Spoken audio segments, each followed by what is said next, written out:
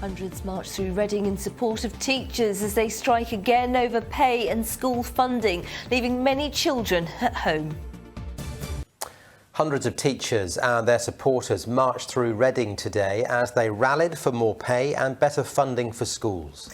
Children and parents were affected by the industrial action, with many classes and year groups forced to stay at home. More strikes are planned for later in the month if an agreement can't be reached. From Reading, here's Mel Bloor. They came from all over the South East to send a clear message to the government. What do we want? Fair pay! When do we want it? Now! Today's walkout by hundreds of members of the National Education Union is part of a long-running national dispute over pay and funding in schools. In real terms, we're very down on our pay, and we're just asking for something reasonable, which is an inflation-proof pay increase, and that is funded so that does not put schools under unreasonable financial pressure. Last week, the government invited the teaching unions to formal discussions on the basis that the strikes were suspended.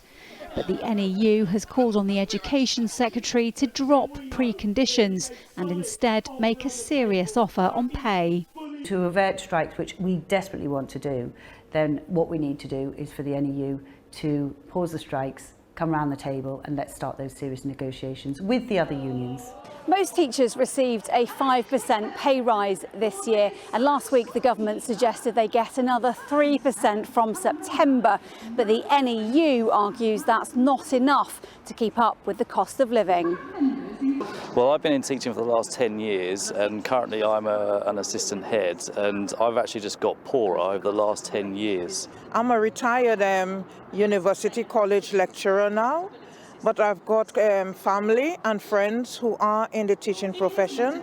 The electric bill, the gas bill, all the utility bills, cost of living, etc. is going up, and the wages is not going up, in line with inflation. This latest walkout by NEU members is the last of 3 days of national action, causing disruption to schools up and down the country. But parents have been warned that the worst is yet to come, with further walkouts planned for later this month, as well as more teachers joining unions.